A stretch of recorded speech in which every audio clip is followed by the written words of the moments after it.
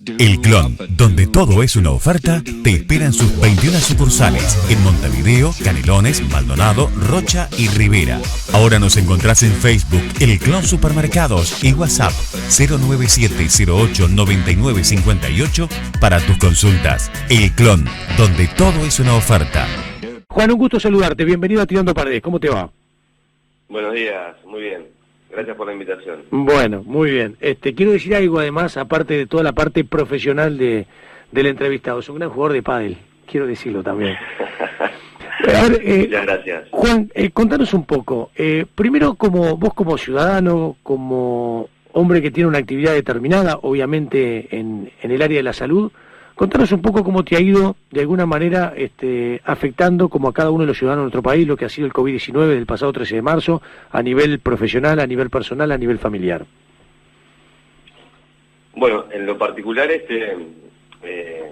fue un caso, desde que inició esta pandemia fui convocado inicialmente desde el Ministerio como asesor para dar una mano en todo esto y bueno, la verdad que ha sido para todos ha sido un aprendizaje continuo porque no se sabía nada con respecto a esto y bueno, fuimos viendo ensayo y error desde el comienzo, tratando de pararnos y ver un poco qué es lo que estaba ocurriendo en otros países que venían un poco más adelantados en el transcurso de la pandemia.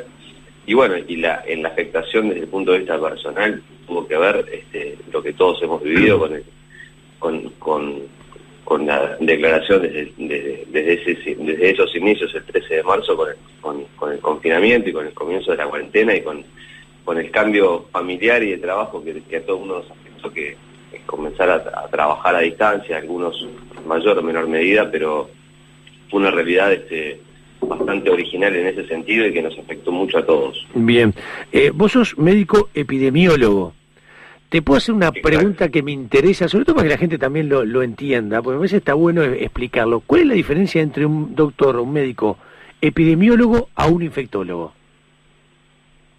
Bueno, en realidad ambas son dos especialidades médicas. Ajá. El médico o la infectología básicamente es una especialidad médica que se encarga del estudio, la prevención, el diagnóstico y tratamiento de las enfermedades infecciosas, es decir, por agentes infecciosos, bacterias, virus, hongos, etcétera.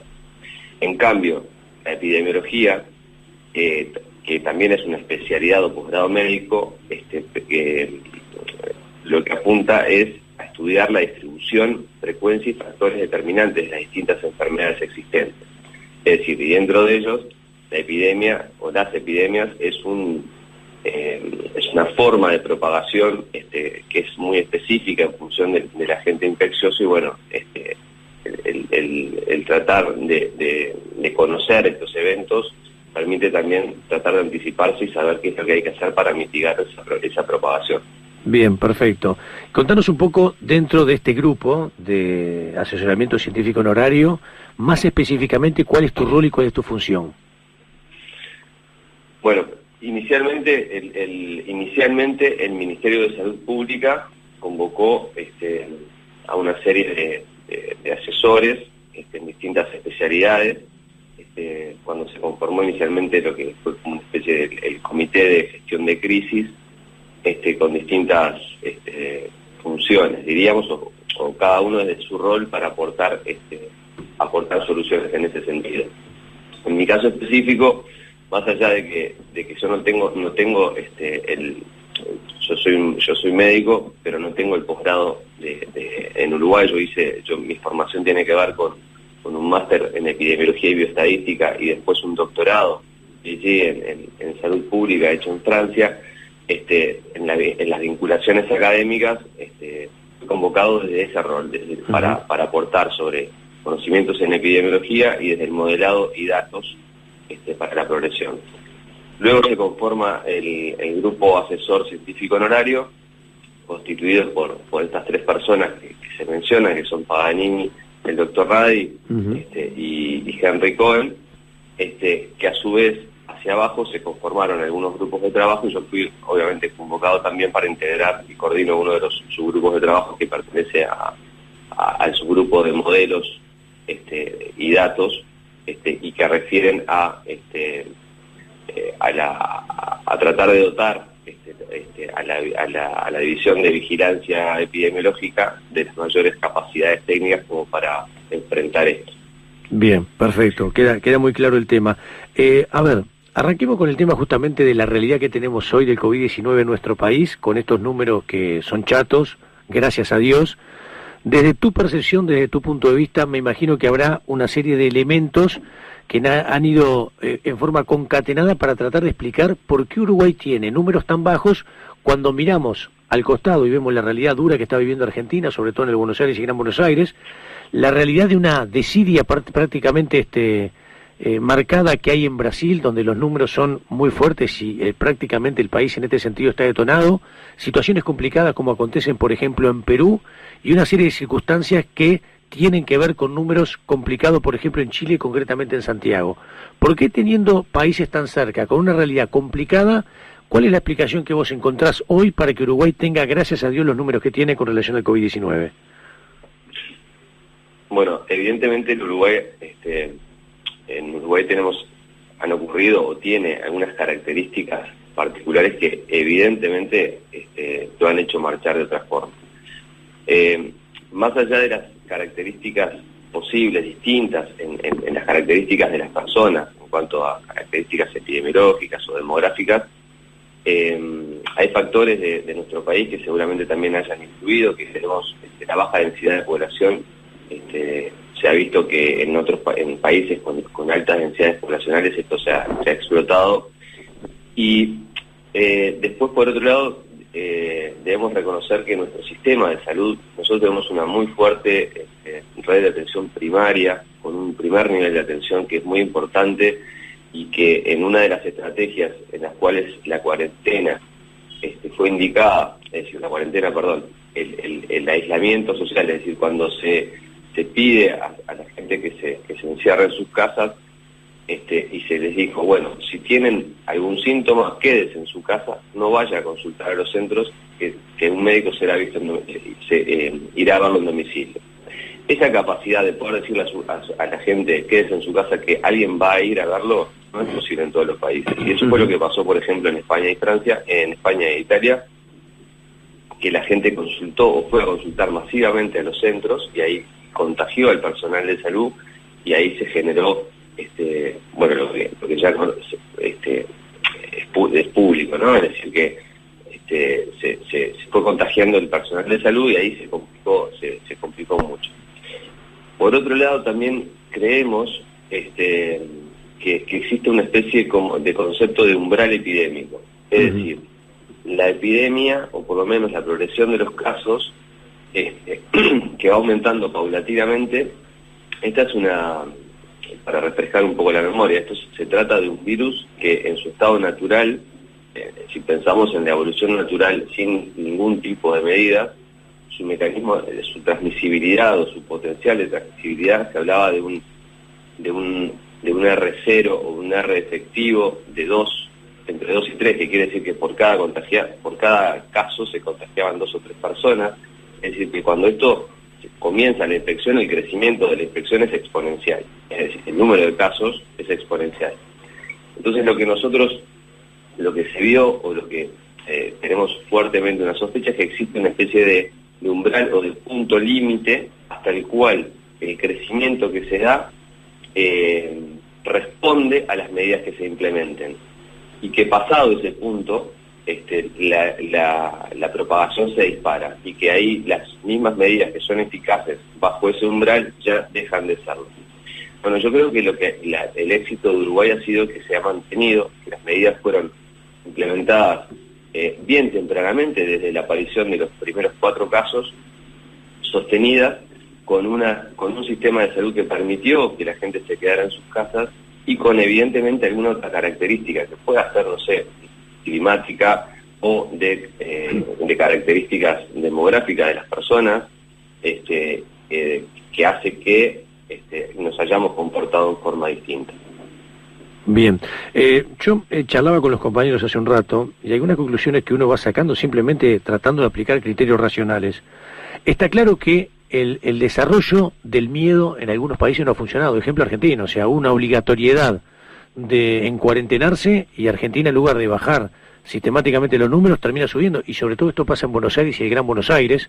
Yo venía escuchando hoy, Juan, a la mañana algunas radios argentinas y se hace referencia directamente en los medios de comunicación que no se quiere levantar el nivel de cantidad de testeos porque va de la mano de que inmediatamente le va a subir la cifra de COVID positivos. O sea, ellos están convencidos hoy que un testeo más que pueden hacer es casi seguro un positivo más.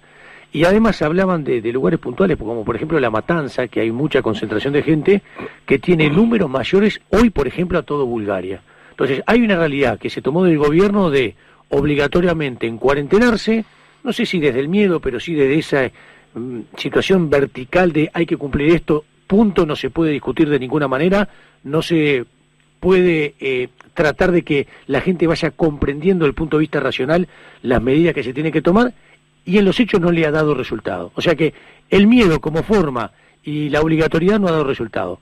Y después tenés países que son una desidia total y absoluta, caso Brasil, caso Estados Unidos, donde evidentemente están transitando por un lugar donde la perilla económica fue mucho más alta que la perilla sanitaria y también los números están absolutamente disparados.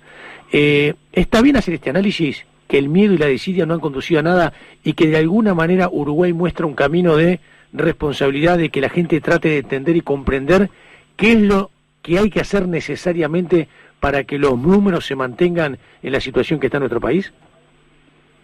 Sí, pienso yo que sí, que es correcto.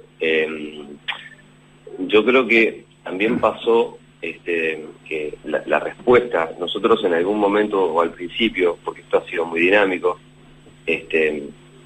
también se percibía cuando aquellas primeras salidas que fueron cerradas las playas, que la gente andaba en la vuelta, daba la impresión de que en realidad las medidas muchas veces de acatamiento, de permanecer en sus casas, no era tal, pero evidentemente los resultados han mostrado de que esas medidas fueron mayores, o el grado de acatamiento fue mayor del que muchos creíamos. Yo creo que lo que pasa en Argentina o lo que pasa en Brasil, porque además hay que saber que esto es una infección o es un virus que es muy traicionero, en el sentido de que hay que entender clínicamente cómo responde para saber qué es lo que pasa y cuáles son las estrategias. Se estima que por encima del 50%, por no decir bastante más, la mayoría de las infecciones cursan de forma asintomática. Uh-huh. Es decir, que incluso las estrategias de testeo tienen que haber y han ido modificándose a lo largo del tiempo. Desde testear únicamente a las personas sintomáticas a ir hacia capacidades, hacia estrategias de testeo que intenten detectar incluso los casos asintomáticos, como está pasando ahora. Pero eso depende de la capacidad que tenga de testeo. Nosotros tuvimos la ventaja, y eso es un gran galardón para la comunidad científica nuestra, el hecho de haber podido desarrollar test nuestros, entre el Instituto Pasteur y la Facultad de Ciencias y Facultad de Medicina. Eso generó notablemente la capacidad de disponibilización de test. Ahora, nosotros tenemos una capacidad de testeo diaria entre 1.000 y 1.400, por decir una cifra. Obviamente que esa capacidad de testeo para los números nuestros y nuestra población es suficiente. Nosotros estamos entre los principales países con capacidad de testeo uh-huh. mayor.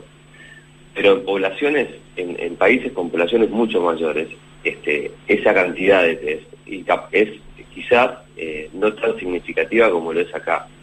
Entonces, eso puede explicar también el pasaje en un país, o por lo menos desde el punto de vista de los argumentos, de que vos sabés que cuando vos testeás, sabés que por cada caso que detectás, prácticamente hay uno o dos más que no los estás detectando. Uh-huh.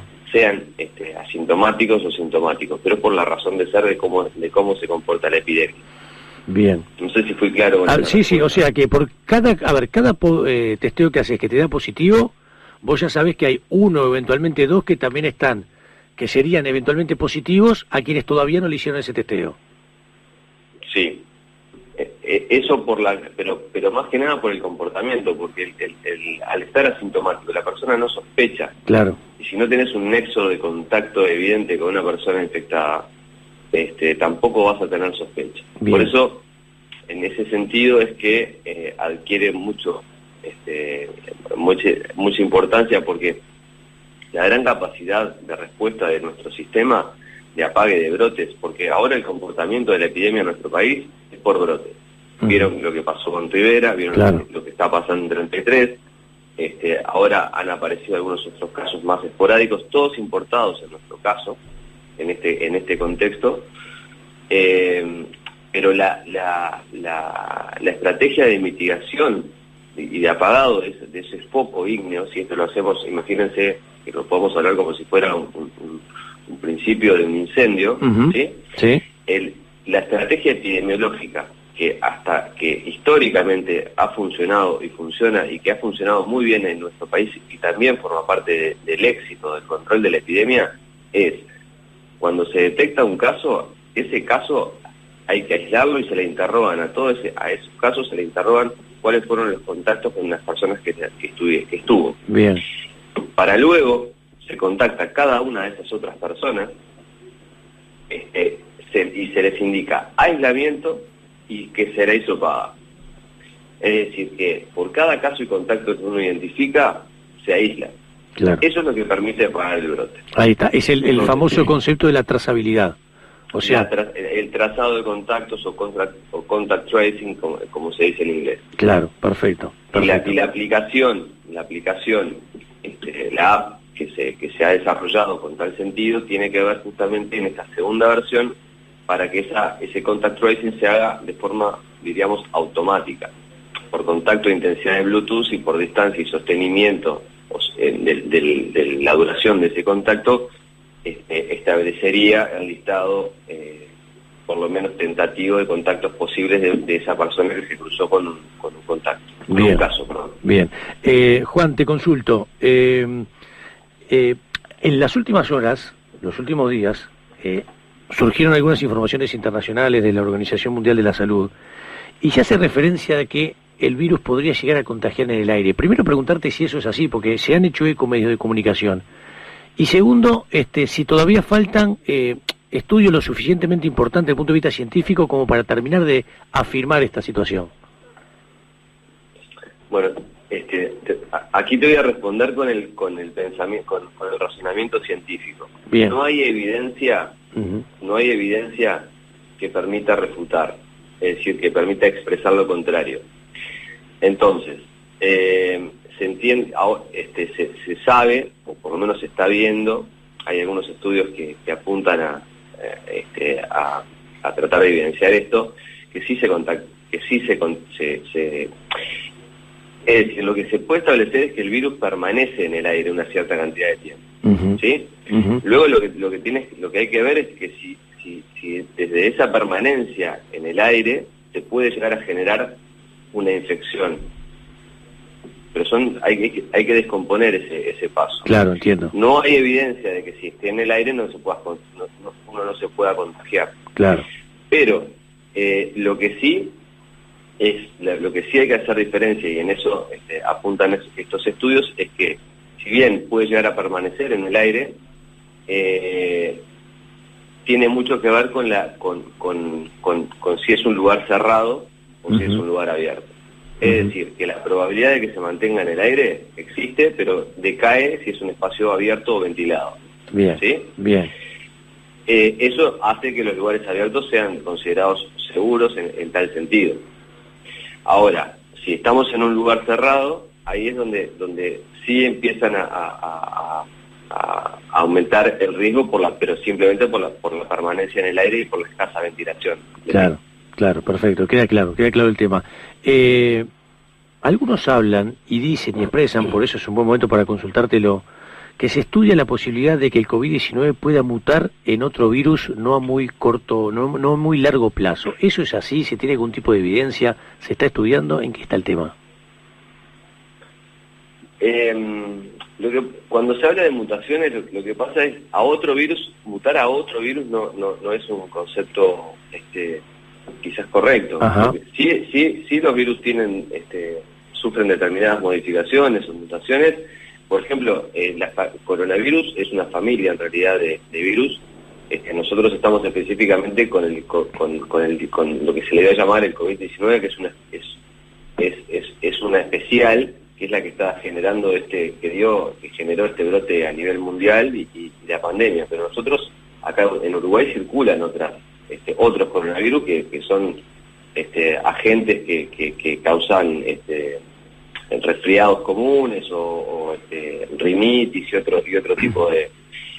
Lo que se ha visto para este caso particular, gracias a las secuenciaciones genómicas que se hicieron de estos virus, que han tenido modificaciones, pero lo que se ha visto que con esas modificaciones que pueden llevar a veces a que presenten una clínica diferente en las personas o un estado quizás con alguna variante, pero no han sido, por el momento no hemos evidenciado que hayan habido cambios en ese sentido, si bien sabemos que no estamos frente, por ejemplo, en estos brotes en Rivera y 33, por ejemplo, son virus que gracias a la secuenciación se puede saber que son virus que fueron introducidos por Brasil. Es decir, que ya estamos distintos al tipo de virus que se vio en España, en Italia, o el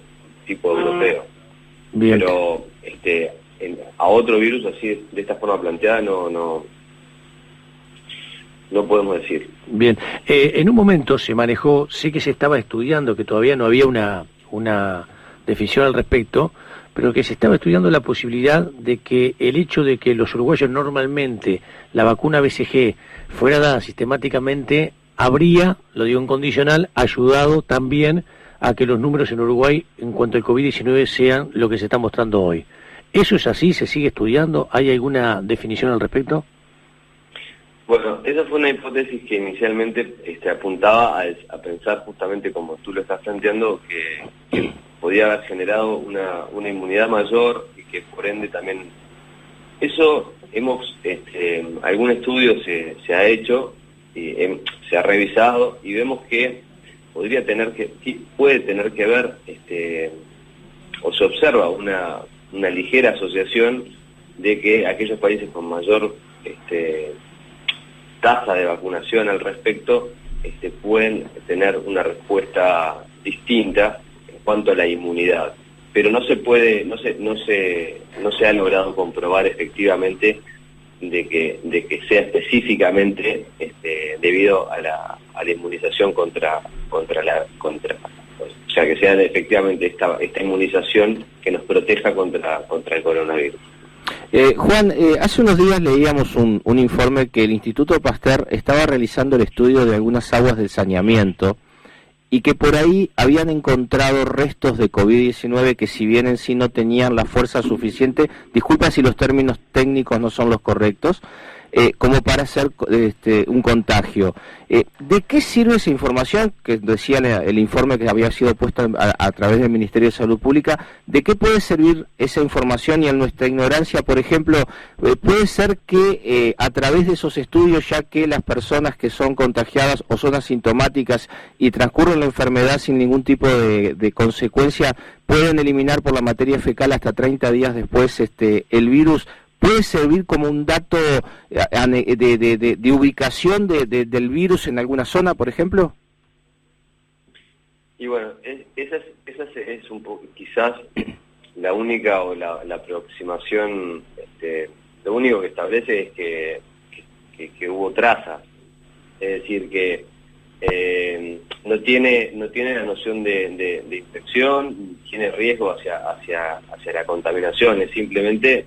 Es como si dijeras cuando venga, nosotros tenemos un poco la conceptualización de decir, bueno, a ver, ¿cuánto cuando aparezcan los test serológicos o estén disponibles los test serológicos, vamos a poder recién en ese momento saber cuánto fue la población que estuvo afectada realmente luego de este pasaje. Bueno, esto lo que está evidenciando es que evidentemente hay trazas y que si de acuerdo a la concentración, si se puede establecer una determinada concentración variante entre zonas, quizás relacionarlo desde ese punto de vista con una mayor cantidad de casos posibles en las zonas afluentes, en esos desagües, o no sé, efectivamente, la verdad que no podría decir más con respecto a esto. Bien, esto va fuera de lo que es como científico, y en el caso de Uruguay, ejemplo a nivel mundial, y creo que la tarea que están realizando ustedes es faraónica. ¿Cómo te sentís vos ante lo que es hoy por hoy la posición de la Organización Mundial de la Salud? ¿Hasta dónde es confiable? Uno lo dice desde la ignorancia también. ¿Hasta dónde es confiable cuando hay una guerra Estados Unidos-China, que Estados Unidos se retira, que no se retira, que aparecen estudios que sí, que aparecen estudios que no? ¿Hasta dónde nosotros podemos tomar con cierta certeza los informes de la Organización Mundial de la Salud cuando la política está jugando ese rol que está jugando? Como científico, me cuesta mucho ponerme a veces desde el lugar de teorías conspirativas o conspiratorias.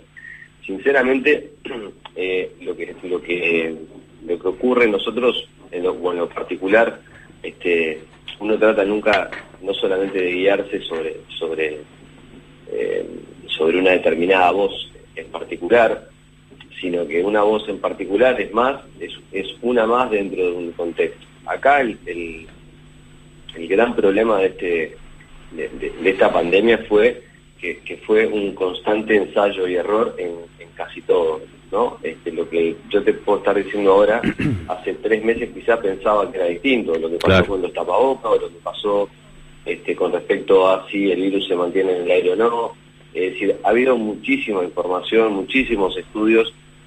Este concepto de la infodemia, que seguramente han escuchado nombrar, que es la constante publicación, y uno está bombardeado de estudios, y estudios que ni siquiera han sido revisados por pares, es decir, que por el hecho de poder contar con la información, se publican en modo no revisado, diríamos, por decirlo de forma sencilla. Entonces, cuando uno investiga con respecto a un aspecto particular que quiere responder frente a esta pandemia, se encuentra con toneladas de información, y hemos estado todos enfocados o tratándonos de enfocar en determinados aspectos. La Organización Mundial de la Salud obviamente que es una voz muy importante en el contexto mundial y como guía, así como también lo es la OPS para nosotros. Y la verdad ha hecho, o por lo menos ha seguido un lineamiento basado en los científicos que tienen allí trabajando para ello. Entonces, hay cosas que pueden estar en el acierto y otras que seguramente quizás no tanto, pero en este contexto es muy fácil, es difícil juzgar a veces frente a un concepto que puede mutar en el tiempo, como se ha visto que pasa. Bien. No sé si es en esos aspectos que venía planteada la pregunta. No, correctísimo. A ver, Juan, tiempo atrás, hará 20 y pico de días, charlábamos con Rafael Radi, y él nos decía, en términos futbolísticos, que también es parte de nuestro métier, decía, mirá, Pillo, esto es como un partido en la altura de La Paz, donde faltan 5 minutos para terminar el primer tiempo, donde nos quedamos con un jugador menos, estamos con 10, y hay todavía un córner en favor del equipo local. Para reflejar lo que se vivía en cuanto al COVID-19, por lo menos hace prácticamente 20 y pico de días, un mes atrás. Si yo te llevo a la realidad de hoy, ¿en qué momento de ese partido estamos, desde tu concepción, desde tu punto de vista como científico? Bueno, yo comparto la metáfora de Rafa. Es más, después que la dijo por primera vez, fui uno de los primeros en decirle,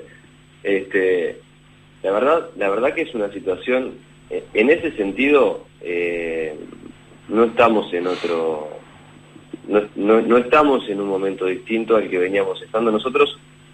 Fíjense que hace cuestión de 2 o 3 semanas atrás, o 4, esto pasa ya, que hace 2 semanas parece que estuviéramos hablando de que hace 3 meses atrás, ha sido muy vertiginoso para nosotros en este tiempo, pero estuvimos reduciendo, los casos fueron bajando los casos activos, ¿no? Uh-huh. Hasta estar casi en 0. Sí, estuvimos ahora, creo que, si no mal recuerdo, en 11 o 12 casos, y hoy estamos en 70.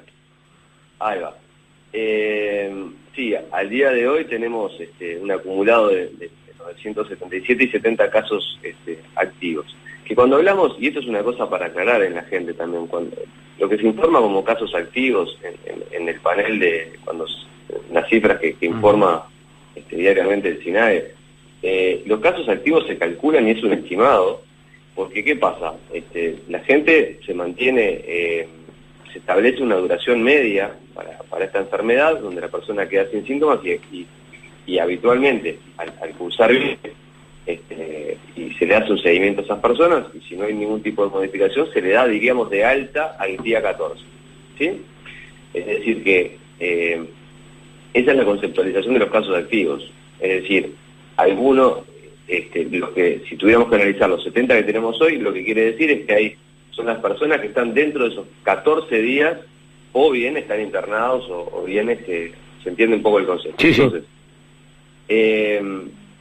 esa situación de pseudo tranquilidad que traíamos y que veníamos mejorando y que estábamos rumbo a 0 y que se empezó a hablar de Uruguay como la experiencia, bueno, nosotros estamos en este momento rodeados, o sea, tanto con la frontera con Brasil como con la Argentina, que son 2 fronteras distintas, y donde tenemos a 2 países que están netamente con un nivel de infección muchísimo mayor, con muchísimo más contagios en una situación epidemiológica distinta, nosotros nos vamos, esa sensación de inestabilidad y del partido no terminado, que en cualquier momento puede venir un baldazo, existe, y es así. No podemos decir que sea distinto, por eso sí estar contentos de que venimos bien, pero no se pueden bajar los brazos y decir, bueno, este partido ya está ganado, no. Bien. Esta sensación persiste. Perfecto. Sé que con el pádel te llevas muy bien, porque lo he visto y lo he vivido, hemos compartido alguna cancha de pádel. ¿Cómo te llevas con el fútbol? Bueno, quizás no tan bien como el pádel, pero sí supe estar en la selección en facultad cuando éramos en la universitario, algo metido. Está muy bien. ¿Hincha de Juan? Peñarol. Está muy bien. El Rafa es hincha de Liverpool, que es mi cuadro además, y después de Rafa lo veo también cuando esto era una normalidad de lo que habitualmente estamos acostumbrados, lo veía en la cancha. ¿Sos de seguir mucho a Peñarol, vamos al fútbol, o lo seguís un poco a través de la televisión? No, lo seguía bastante hasta... Yo tengo 3 hijos, y hasta que se empezó a poner un poco complicado. Sí. Y al fútbol en general, y bueno, lamentablemente tampoco el campeón del siglo es muy práctico para ir, pero bueno, algún partido importante, pero bueno, llevando al enano, pero sí, no me hubiera gustado poder haber podido seguir un poco más de cerca. Está bien. Ahora sí, la última, agradeciéndote este rato. ¿Te llamó la atención, esta es una pregunta más que nada a nivel personal, ¿no?, de tu concepción, ¿te llamó la atención que en un momento determinado, a través de los medios de comunicación, se metiera tremenda presión para que el fútbol profesional arrancara lo antes posible? Bueno, es difícil, nosotros que vemos, lo que pasa es que nosotros es como con estas 3 perillas del presidente, ¿no? Cuando nosotros miramos y velamos mucho por la salud, entonces obviamente que las medidas, por lo menos siempre estamos con esa perilla muy bien presente. Yo no estoy metido en el ambiente del fútbol, y tampoco conozco mucho la interna, pero obviamente que la presión por el retorno del fútbol, yo creo que no es distinta a la presión de cualquiera de los otros colectivos por restablecer las actividades. y la presión de los shopping por abrir, la presión de teatro por volver, de la comunidad artística o de todas las otras. Yo creo que hay una muy fuerte ansiedad por volver, que tiene que ver obviamente con impactos económicos, sociales y de todas las índoles, cada uno con su propia justificación. Por ese lado no te puedo decir que me haya llamado la atención. No sé si venía por ese lado la pregunta. Sí, por ese lado, directamente. Vos sos científico por esencia, como el grupo que asesoran al gobierno, este grupo asesor científico honorario, y has explicado cuáles han sido los motivos por los cuales el virus se ha desarrollado y se ha tratado y se ha manejado en la manera que ha acontecido en Uruguay. Me imagino que vos como científico siempre están detrás de descubrir algo nuevo y siempre preguntándose cosas para tratar de llegar a elementos concretos que todavía no se tienen conocimiento. Interiormente, ¿pensás que hay algo en Uruguay que todavía no se descubrió que también podría llegar a explicar por qué los números son tan bajos si nos comparamos con Argentina, con Brasil, con Chile, con Perú, con Paraguay? Yo creo que sí. Yo creo que hay alguna característica, más allá de las que mencioné hoy al principio y de las que se postulan. Yo creo que hay algo que sí que evidentemente hizo que los números nuestros no se... Pero más que nada al inicio, ¿no? Ahora, más que nada al inicio, que los números no se dispararan de la forma en que se han disparado en otros países. Algo que todavía no sabemos lo que es. Yo creo que algo quizás en las características de la biología de nosotros, más allá de las características que sí tienen que ver, obviamente, cuando hablamos de las características puede ser una característica inmunológica, algo de la inmunidad que pueda tener que ver, y yo no descarto que esto que se ha visto, que se había pensado en la BCG, nosotros tenemos una altísima tasa de cobertura con respecto a la BCG. Y bueno, hay cosas que a veces surgen de la observancia, uno a veces viene investigando en una determinada línea e investigando en esa línea se encuentra en el camino con algo que lo hace pensar que hay una colateral ahí y ahí va la capacidad del científico de seguir esa otra colateral o decir no, sigo por esa línea que venía. Y bueno, esto es así, es algo quizás puede estar interviniendo y que nosotros no lo tengamos en el radar y que explique por qué también estamos caminando de esta forma. Bien. Juan, te agradezco mucho este rato, queríamos charlar contigo, para que también nos dieras un punto de vista con relación a estos temas, ha sido muy claro desde el punto de vista conceptual, así que gracias por estar en la mañana de Tirando Paredes aquí en Radio 10 AM. Bueno, me alegro y a las órdenes. Dale. Te mando un abrazo. Abrazo grande.